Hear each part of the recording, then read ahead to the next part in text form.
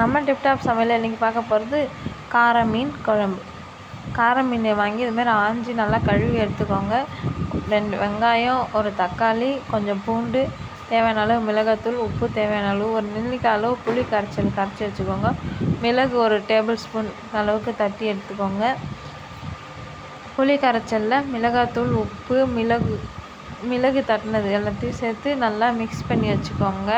Mix பண்ணி வச்சுக்கிட்டு கடாயில் எண்ணெய் ஊற்றி கடுகு, வெந்தயம் பொரிஞ்சோடனே வெங்காயம், பூண்டு, தக்காளி 3த்தையும் சேர்த்து போட்டு நல்லா வதக்குங்க. வதங்கிட்டு ஒரு மிதமான கலர் வதங்கின உடனே அந்த கரைச்சி வச்சுருக்கோம் இல்லையா புளி கரைச்சல், அதை எடுத்து அதில் ஊற்றிக்கோங்க. அதில் ஊற்றி நல்லா கொதிக்க விடுங்க.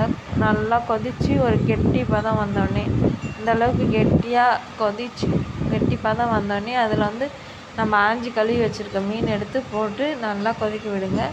ஒரு 2 நிமிஷம் கொதித்தா போதும், இறக்குங்கன்னா மீன் குழம்பு ரெடி.